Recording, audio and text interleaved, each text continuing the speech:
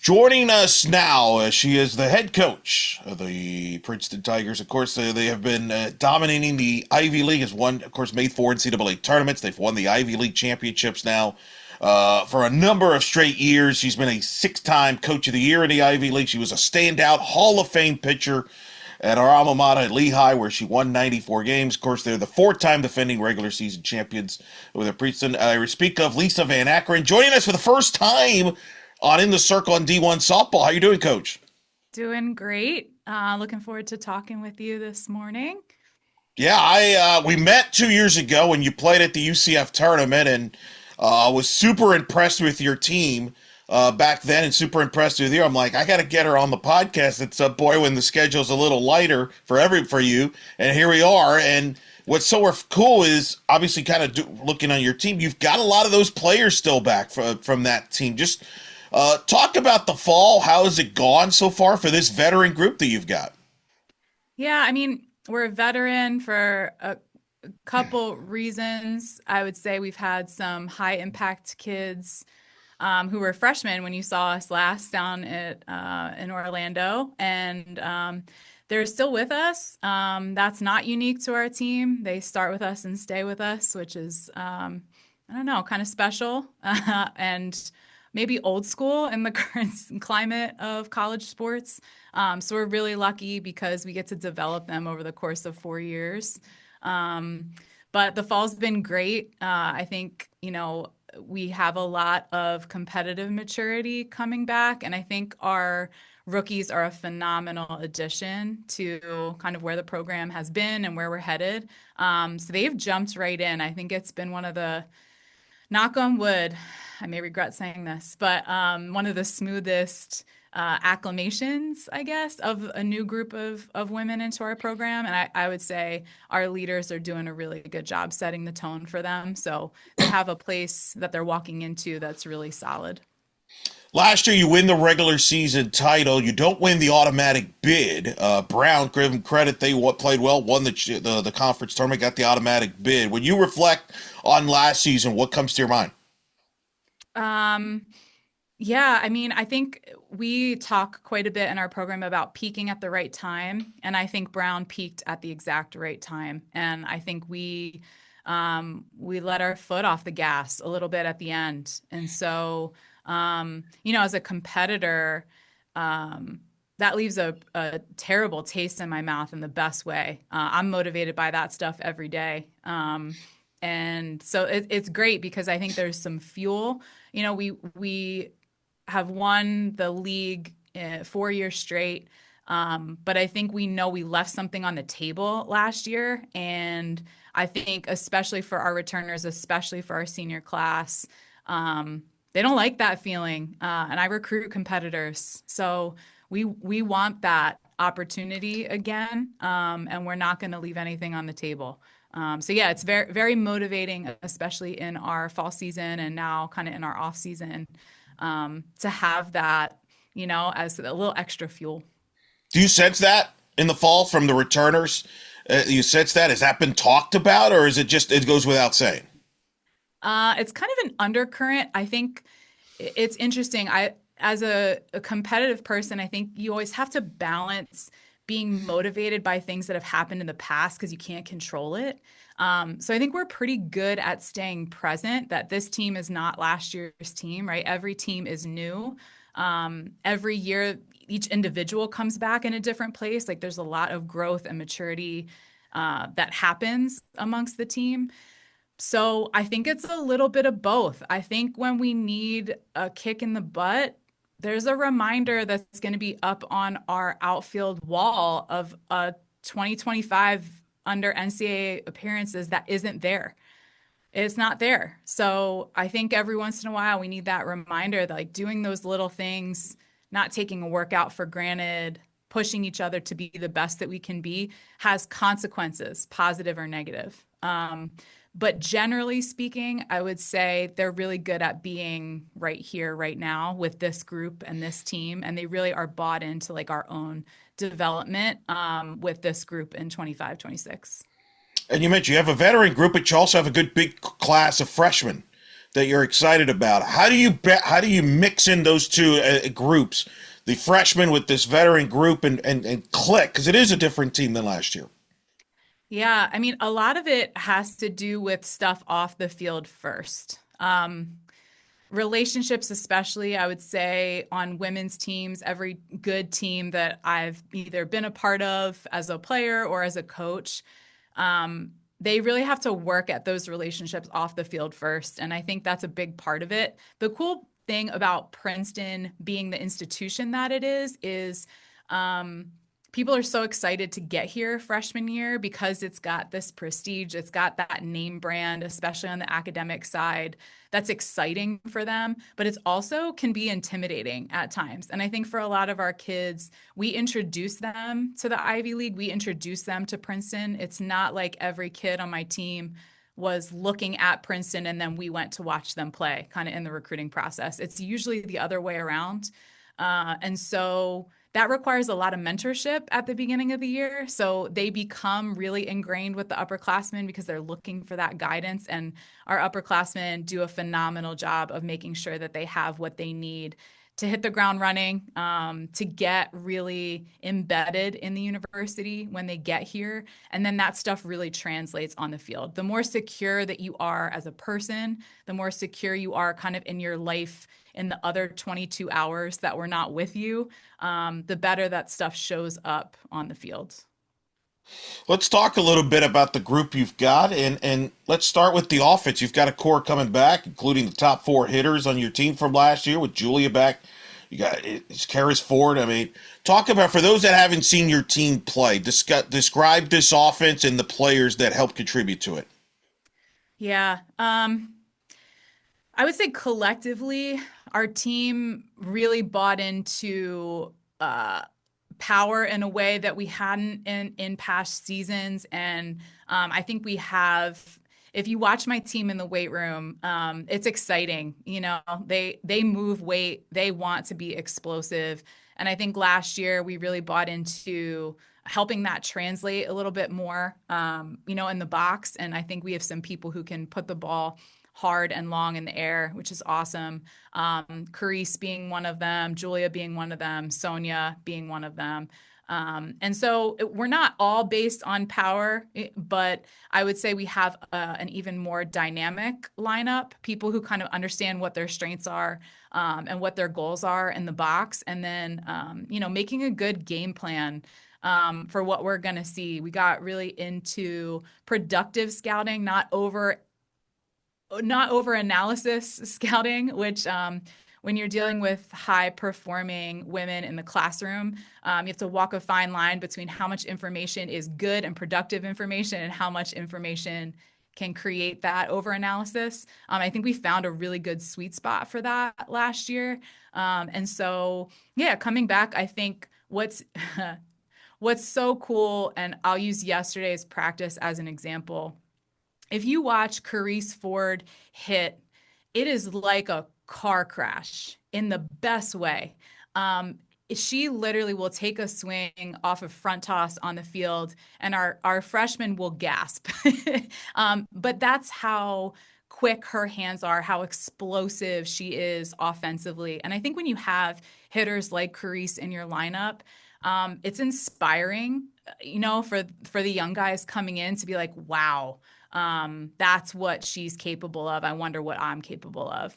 So we have some amazing leaders, especially on the offensive side for our underclassmen to follow.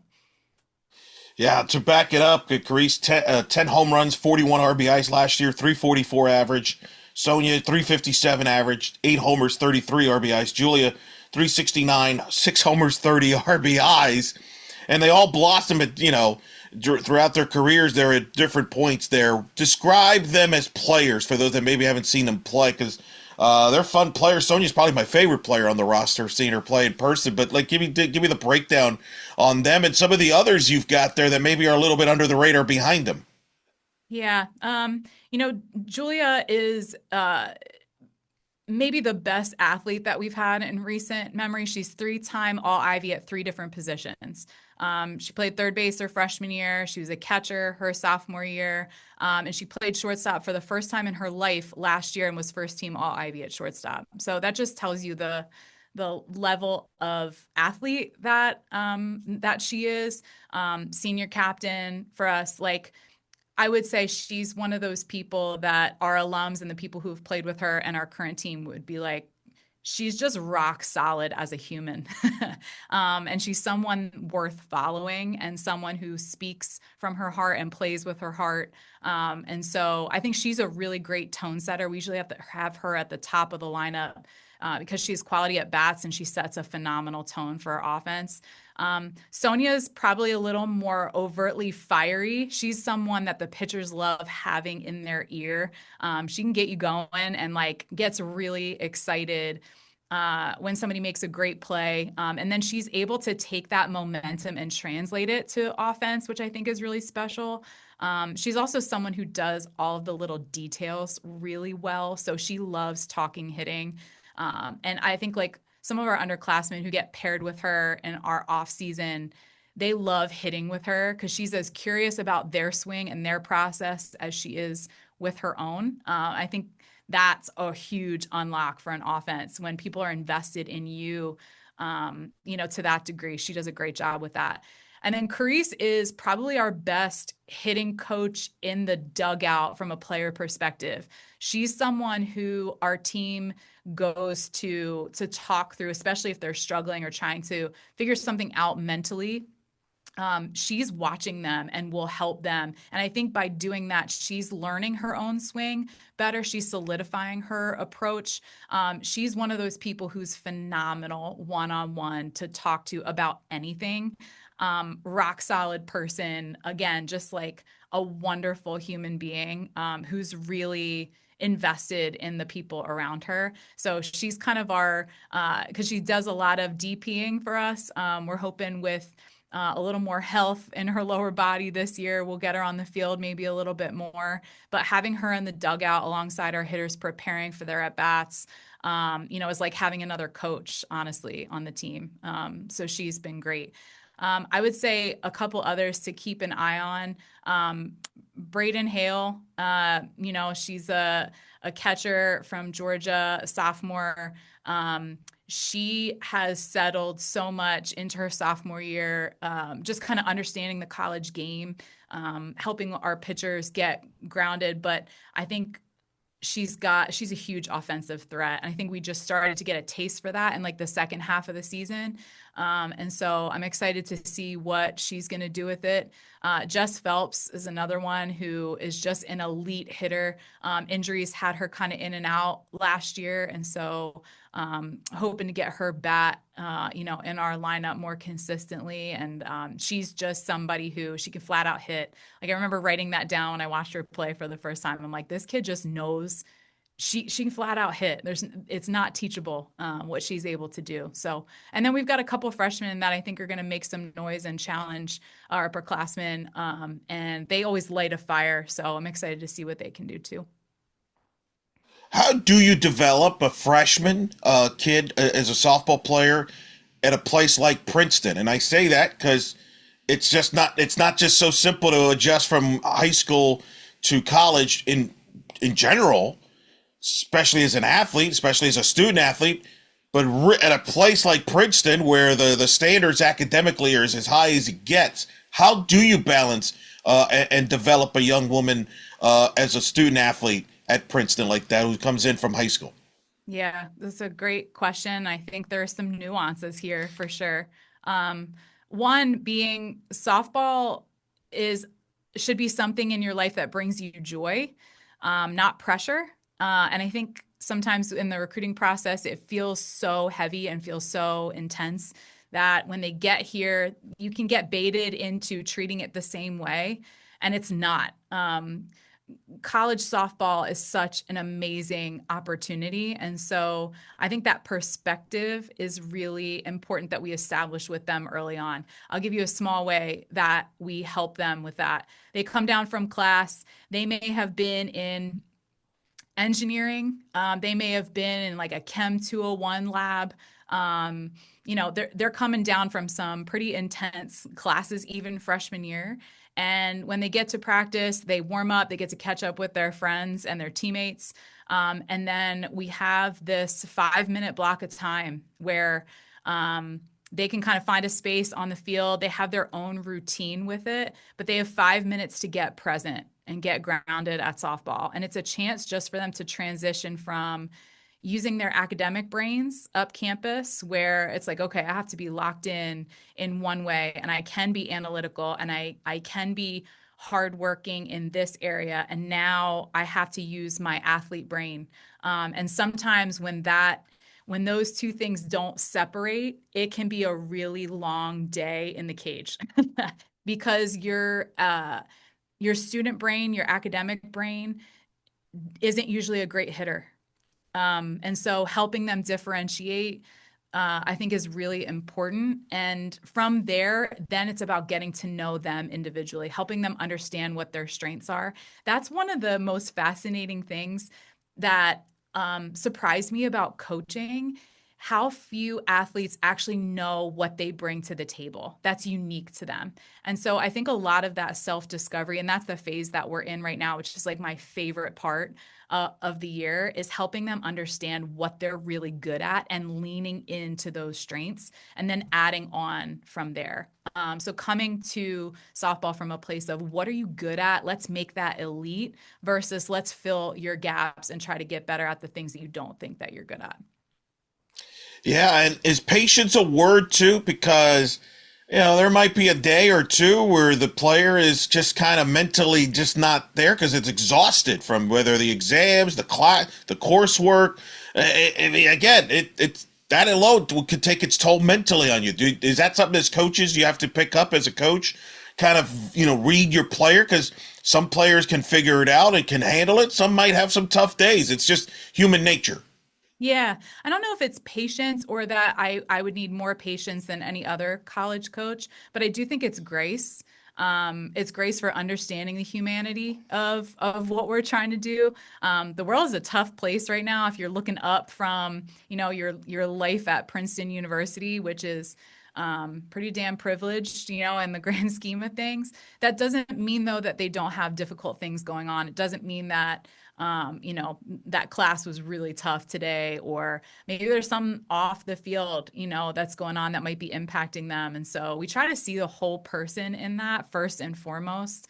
And you're not always going to have a good day. There's a phenomenal Dartmouth runner. I'm gonna forget her name. Maybe you could put it in the show notes because I want her name to be out there. It's a phenomenal interview that she did. She was a distance runner, an Olympian, and she talks about like the rule of thirds with workouts, where when you're really getting better, a third of the time you're gonna feel great, a third of the time you're gonna feel okay, and then a third of the time you're not gonna feel great about your workouts. And that is a good indicator that you're growing and you're being pushed, where there are good days balanced with really tough days. And I think that's a good way to approach Princeton, because not all the days are going to be great, but to know that you're still moving in a positive direction, and reminding them that, like, all right, one bad day at softball in the grand scheme of life.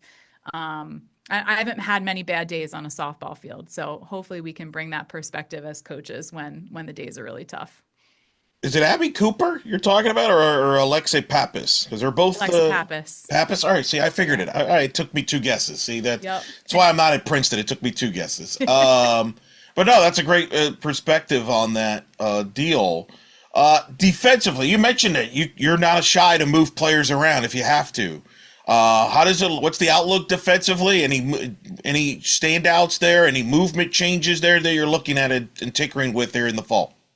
Yeah, I would say outside of like pitching and catching, generally, we approach our defense um, in a way that's really versatile, where we want them to be trained as a softball player more than for a specific position. We want to train them to be athletic. And Alyssa Davis, who's our defensive coordinator, does a phenomenal job instilling this from like day one. You're going to learn how to do a lot of things well versus one thing, and we're going to put you in a box. That's just not how we can recruit. Our roster is going to be 20 or less. We recruit 4 to 5 per year. And so with that, we want people to be able to play multiple positions so we can put the best team on the field in any given moment.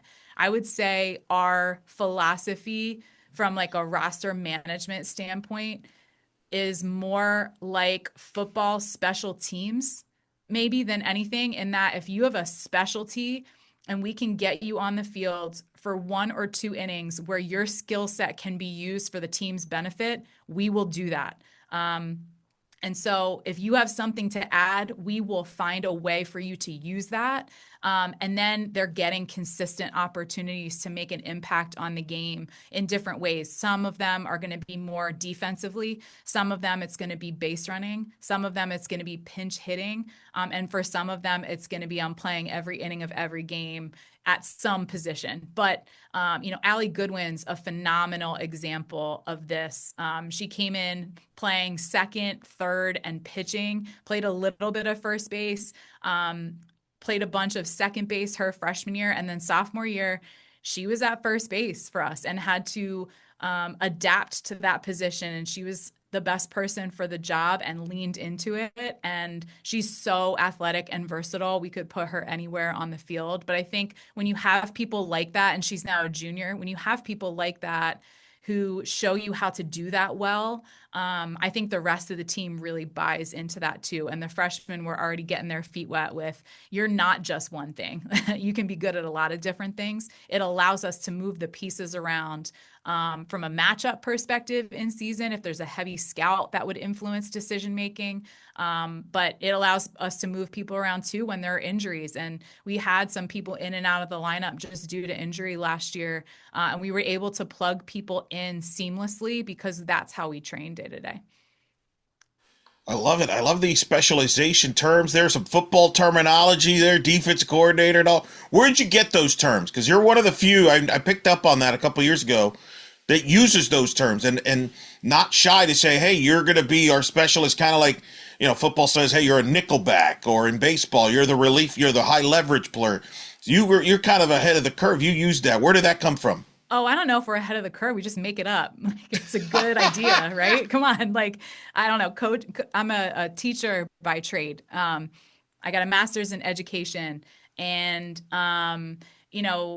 the kind of mantra of teaching is like, it's high level stealing. Like, you're using a good idea that somebody else probably did first and making it your own for the benefit of the kids. And it's the same thing with coaching. Like, none of this is necessarily original, but it's something that we try to apply. And I think it allows you to think about our game, not in a box, because it's so dynamic and it's always shifting. I think softball is always on the cusp and the edge of something new and innovative. And it's exciting because you don't have to stick with the script. Like, there really is no script to any of this. Yeah, there are good ideas, but in general, we're just making it up and doing our best for our kids, right? At least Well, that's you're the hope. well, you're ahead of me, because ever since I met you 2 years ago, ever since then, I've had a lot of coaches on using the terms like high leverage and special defensive specialist, and so trust me, maybe you're ahead of me. Then we'll just go with that, which is not very complicated to do. You return, obviously, pitching. You got Wright and Shaw. They won double digits. Wright was a 12-7 record. Shaw 13-7. Talk about your pitching staff as a whole. Yeah, we played the most competitive pre-Ivy season in Princeton softball history last year. We had some incredible games against awesome opponents in amazing places to prepare them for a regionals environment. But I think getting our pitching staff used to facing good hitters is a great way to become, one, mentally tough, and two, to figure out how to get outs versus the best in the country. And so we conditioned them well for that in the beginning of the year. We conditioned our team for that. And so they came into the Ivy feeling incredibly battle tested, and were able to kind of settle into themselves once we got into league play. I would say also, like, on the grit scale, Cassie and Brielle are a 10 out of 10. Unbelievably mentally and physically tough. Maybe two of the best I've ever coached as pitchers. Unbelievable when it comes to their elite in the mental toughness category. And so when you have that, man, like, that's so much of pitching. The rest is almost gravy. We can tinker with things and make sure we have a good game plan and we understand how we're getting outs and all of that. But that mental toughness factor is something that we seek in recruiting. And we definitely have it in Brielle and Cass. What's really great, again, like, they're a senior and a junior. KK Hollenkamp, who's our sophomore, and then Reese, who's our freshman, they get to be around that every day. And you can get better in that too, right? Like, I think mental toughness is also, it's a mental skill, but it's a skill. And so we're conditioning for them for that. We like to say we're going to be the most mentally tough pitching staff in the league. And we try to prepare them that way and practice that way. So yeah, they're going to be phenomenal for us, but our entire staff, like, whatever we need them to do, they're going to be ready to do it. How deep is your staff, the confidence wise, from an arm standpoint? Do you have defined roles where there be relievers? Do you just kind of just talk about the development of pitchers and, because, and the ones behind Wright and Shaw there that'll back them up? Yeah, I would say we, even on the positive end of, like, what's possible, I could project where they're going to be, but I think that's a version of putting them in a box too. So I like to let them show what their development looks like, and I always tell them we're going to make decisions on the mound that is going to put our team in the best possible position to win in every inning of every game. So, like, that decision might be Brielle. In certain cases, it might be KK. In certain cases, it might be, like, I don't want to put them in a box, especially at this stage when we're just getting into our off season, which is like the most development that they're going to see throughout the year. And we have a small staff in the best way where they have each other's back. So whatever we need to do to win, we're going to do it. I would say once we got into league play, we had very few complete games coming into Ivy play. But the conditioning of that and the mentality of having that like, we are a staff. There are no individuals on our pitching staff, and we design it that way. We want them to have confidence in themselves. Go as long as you can. When you hand the ball off, she's got your back. So I like them to embody that and to be prepared to start, to be prepared to be a middle reliever, and to be prepared to close. So yeah, we'll train them for that this off season, and that way we have a ton of flexibility when we get to the spring. I'm curious, last year, you probably watched the World Series. You watched Ole Miss get there. I know there's different teams, but it's the same school that you knocked out in the regionals the year before, up in Louisiana. Did that cross your mind? Is that something that, go back to that 2024, because you made a lot of headlines when you knocked out Ole Miss in that Louisiana regional there, and here a year later they make the World Series. Is that like one of those things where you tell your players, look at what they got. We beat them. There's no reason why we can't shoot that big and shoot that high. Yeah, I would say we don't even have to talk that way anymore. They kind of know what the program philosophy is. I think the Ole Miss win was a great example of the growth in our program over 10 years, right? That wasn't an isolated moment. That was years and years of pounding the stone. And then the stone finally broke, on the national stage in a crucial moment. But that's why we play a competitive schedule too, is like, we don't get too up for or highlight any one program in particular.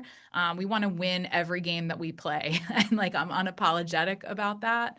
But I think that belief in our team is something that is important, right? For an upset. You have to have the belief in the people in your dugout, and any given day, anything can happen. And so, yeah, but I think, credit to Ole Miss, unbelievable run that they made. And you want to talk about, like, showing the team coming together at the right time with all the right pieces. And Binford was just unreal. Like the tone setting that I think she provided, that was really cool to watch. So I do think our players watch that and know where they were a year ago, right? I think it's a testament to just the schedule that we play, but also I think they're just excited for any opportunity to compete, and regardless of the opponent.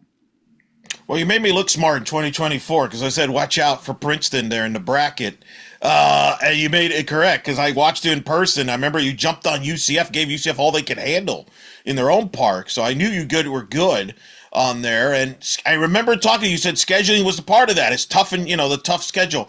And I'm so fascinated. How take us through what and going into making a schedule, a competitive, tough non-conference schedule that you play on a yearly basis, playing some of these top power conferences in these major tournaments that you play pre-conference with a student athletes where the classroom time is critical.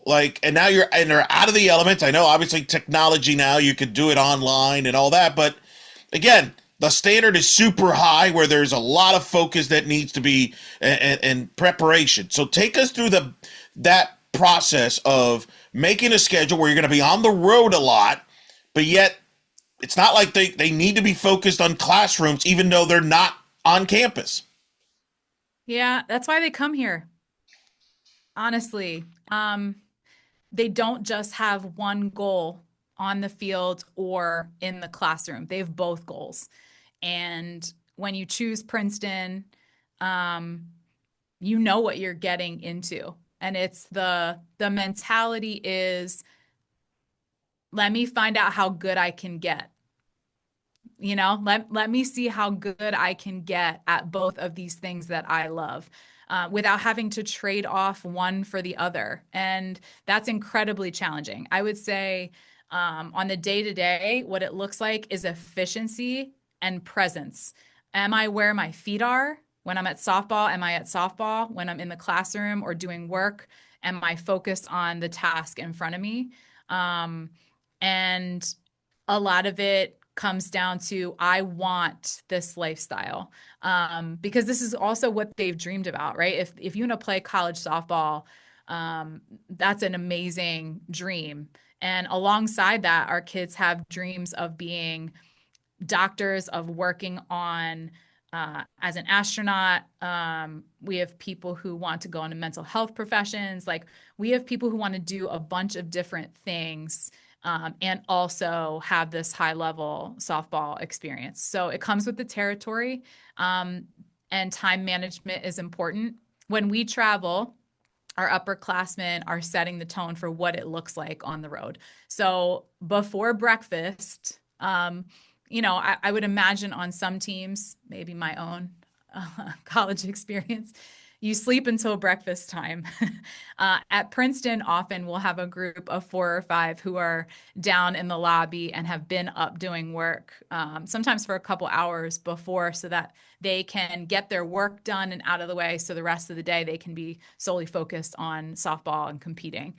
So there's some sacrifices there for sure, but our upperclassmen know what that looks like. And so when we schedule, we are mindful of midterms week. That's a really tough pinch point at Princeton. There's no let up on classes in addition to the exams, and we are in the throes of our season at that point.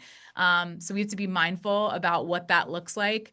Something as simple as not going 3 time zones away to come back for the Monday of midterms.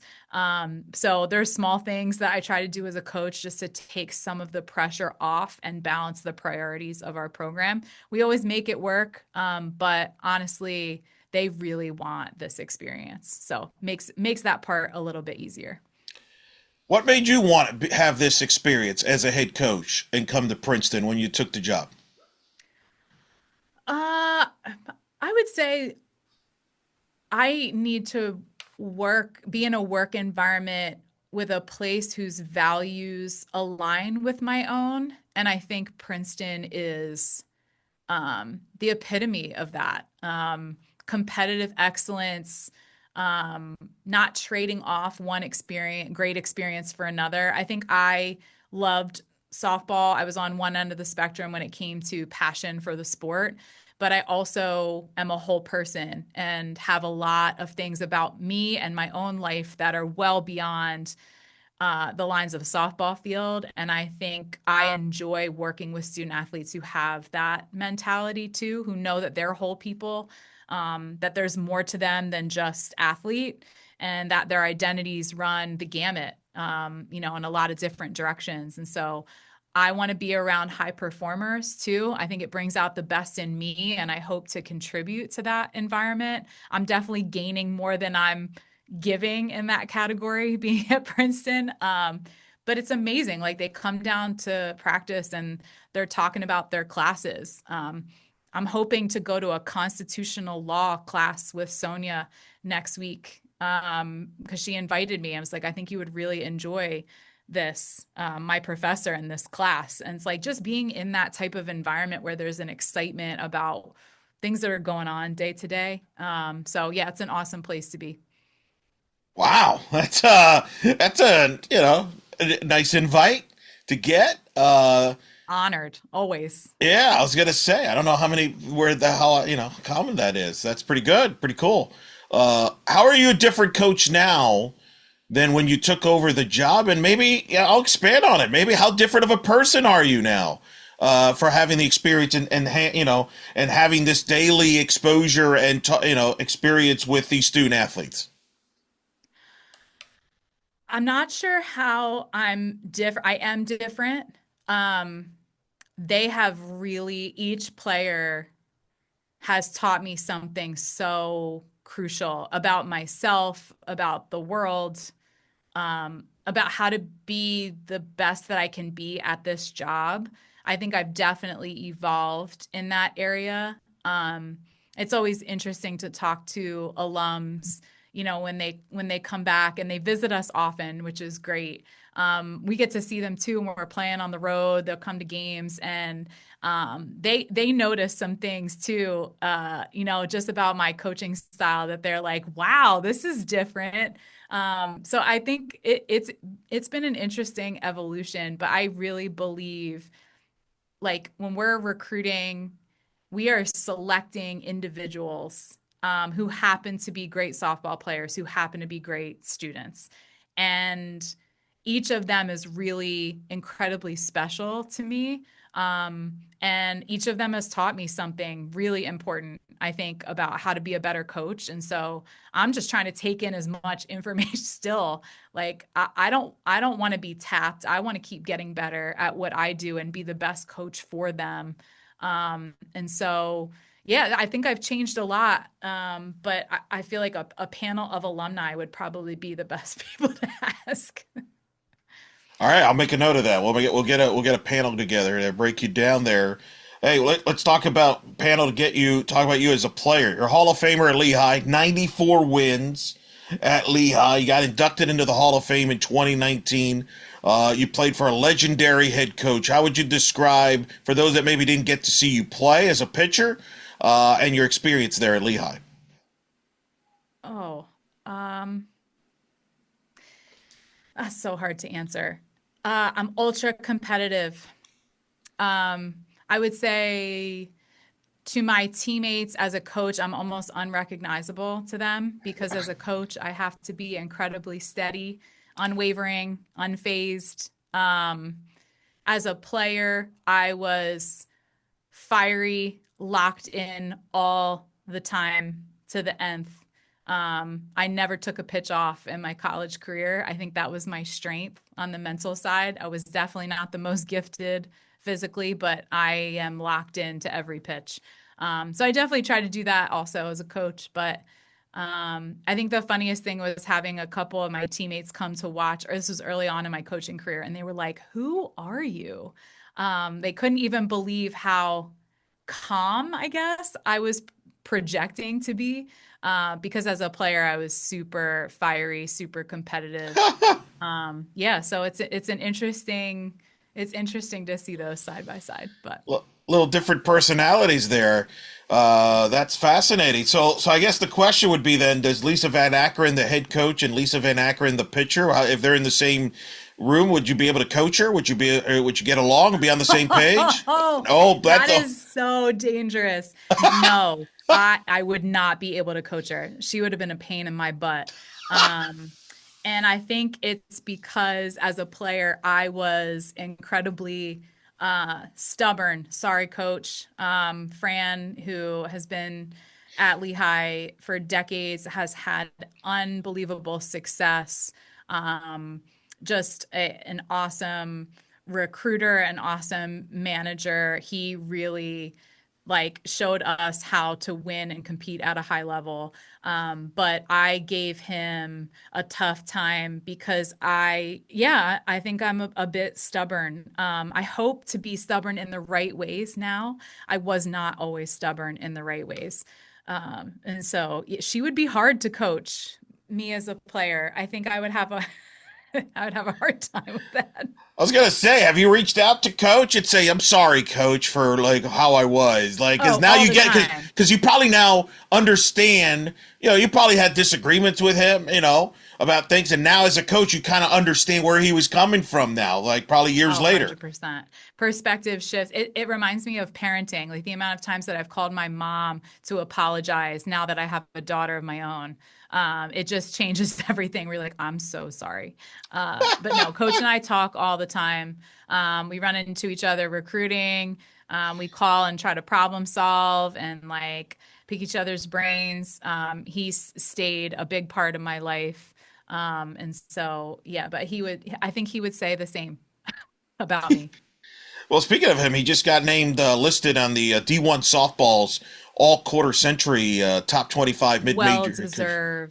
Well deserved honor for someone who has been doing the mid major thing at a super high level, sometimes under the radar, but like you do not want to see Lehigh in a regional. He's just been unbelievable in what he's done with the program over the last, few decades. Where would you be if you didn't cross paths with him? He was the first person who suggested coaching, so I have no idea. And I said no. He was like, "Have you ever thought about being a coach?" I was like, "No." Uh, and turns out, I mean, I think he saw the skill set in me, things that I didn't even recognize in myself. And so he planted a seed for sure. And I think that's been really special, a special connection for me to him. I have no idea where I would be without that man. He gave me the opportunity to go to Lehigh to get a great education. He paved the way for my career. I certainly would not be where I am without that man.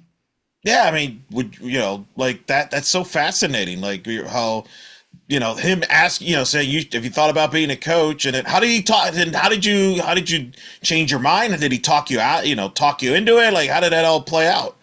He knew what button to push, which was to suggest it and to plant a seed and then let me come to water on my own.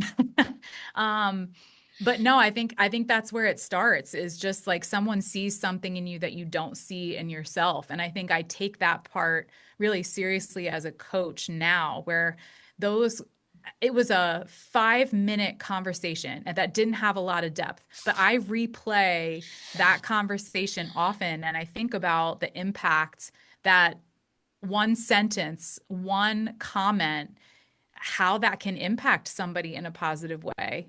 What seeds can be planted with that? I don't take that part of my job lightly, because I'm a walking example, I think, of what can happen, when that seed is planted and then grows. Like it's really special. Do you suggest maybe if you spot one of your players and you're like, you could be a coach if you want. I know you're here for different reasons, but just so you know, is that something you even suggest? Well, I have an alum on my staff now, for the first time. So, yes, I would say I'm way more forthright with my players about staying in sports. I would say if there's one thing that they don't at Princeton consider right off the bat is a career in sports. That would be something because they're coming for this amazing academic experience. sometimes that industry gets overlooked here because there's so many amazing opportunities to get into. So I'm way more forthright about people who I think really love this, that would enjoy this industry, whether it's coaching, whether it's front office. I think we have some amazing women who would be phenomenal in that C-suite of, an organization, a sports organization. And so I'm way more forthright with them about suggesting that. And we just had a couple mentoring events over our fall break where our alums come back and talk about their career paths. And we have an alum with the Tampa Bay Rays in player development, Danny Dock. She's a class of 2018. And she's someone who kind of, I would say, trailblazed a bit in our program for women who are working in sports at a high level. And just listening to her talk about her experience, like she gets to have a glove on multiple days a week, like helping players get better at turn and double plays, which is like her jam as a player. And so I don't know, seeing her, having our alums come back who are working in sports to inspire, I think is really cool. I love it. We need more of you because I remember when I got to UCF as a student, and they basically told me, "Yeah, you probably shouldn't do sports. You should go into news. That's where the media, security is." And I did not listen to it. But so it's good to see here people still pushing to go in the sports side of things there as an Isn't it option. interesting too that like security and like what's in your heart aren't always the Right. same path, Correct. and like you got to follow what your heart's telling you to do. Amen. 100. Because Mhm. what's the point of doing what's quote the safer thing if you're not happy about it? Totally. I agree. See, I mean, we were meant to like meet at some point. That it lives still there. I want to ask you about the Ivy League conference because, as I mentioned early open, it's the 15th. It was the 15th toughest conference in college football. I'm not sure a lot of people would have guessed that. And I follow it pretty closely. Obviously, ESPN Plus carries games, and the family of networks and everything like that. Describe Ivy League softball because it's in a lot of ways it's intense. It's once you get to that conference tournament, it's all or nothing. Like describe it, and the really the margin for error is not very big. Yes, I think that's what makes it so special. Adding the Ivy tournament a couple years ago, I think created new visions for the league and the coaches that are the leaders of each of the 8 programs. Like I think people are looking to schedule tough opponents. I think our eyes are on the national stage more often than just our league play. I think that's grown a ton over the past 15 years. And it's a dogfight. Like you're playing a 3-game series in a condensed format. We play 2 on Saturday, 1 on Sunday. Got to keep them in class, right? But it's great because we have bus trips. We're not missing a ton of class, but it is a 3-game dogfight with every team. Anything can happen. I think what's cool is that each year, I think the league, we are raising each other's bar. And I think that's phenomenal. 8 women head coaches, which is also really special. And it's been a really amazing group to work with. We see the vision of what's best for student athletes, not just what's best for athletes or for sports or just sports at our institution. We are all wearing multiple hats. In that realm as well. So yeah, it's an amazing league to be a part of. And I would just say we often get underestimated. Like I'm never surprised when someone underestimates us or someone in the Ivy League. But there's some amazing softball being played here, and like just watch. Once you watch our teams play, I think people's eyes are usually opened by that. What's your outlook for the league this year coming up?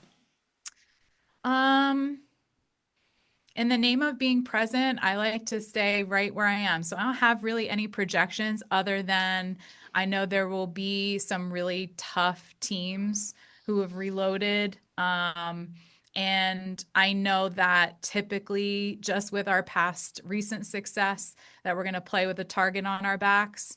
And the blessing is we're going to get everybody's best game. And I love that. Like, bring it. We want that type of pressure. Like we want and embrace those expectations of like, we're coming for you with the best that we've got. I want that weekend in and weekend out. And I think the respect that we've earned in the league, we usually get people's best games. And so that makes us better. So we're excited about it. When you all have your coaches conference meetings, is there who's the voice leader there? Who's the one like? I used to hear stories that Jenny Allard was like when she was in the league would be a big spokesman. People would like go to her. Who is that? Is there somebody there? Or are you all like basically all sharing the voices there? We're pretty collaborative, I would say. I mean, Jenny was a phenomenal leader. I was really grateful that Jenny was in our conference through COVID, especially because I think she does a really good job of wearing an administrative hat when she needs to, can kind of zoom out of what the situation looks like. And she, I think, taught me a lot just by watching how she operated and how she would conduct herself in those situations and in league meetings. But we're a pretty collaborative league. I think we bring up issues that are impacting us disproportionately than it might be for a different sport in our league or in other softball leagues around the country. We're pretty solution oriented too. Jen Teague is someone I always look to for good advice and for a grounding voice. She's as fiery as I am competitively, but I think she's got a really great vision for where the game is headed, what we need to be doing, and really cares about her players too. So we're always coming with that kind of shared perspective. My last question to you now is: you obviously continue and wrap up into the fall, into the off season. Before you know it, the season will be here. What are some things you're looking forward to about finding out about this team in particular? A couple of things that you think will help define and determine how 2026 goes. Yeah. Um, I always am looking forward to how we will manage expectations because although we've earned some external expectations, I think the one that we battle the most is where our own, our players for themselves and also our players about our team. And so I think if we can find a way to play free, unburdened by those expectations, I think we're going to be incredibly dangerous. I think that's probably the biggest unlock for us that we're going to have to manage. So I look forward to how they'll show up, in those moments when pressure's on and things are tough, and or even when there's a game that we're supposed to win. I think how we show up in those moments will be really indicative of what we're capable of. I also think this is potentially the most talented team I've ever coached. And so I'm excited just to see what that looks like if we can keep everybody healthy and put it all together and peak at the right time. I think good things will happen, but I love watching them play.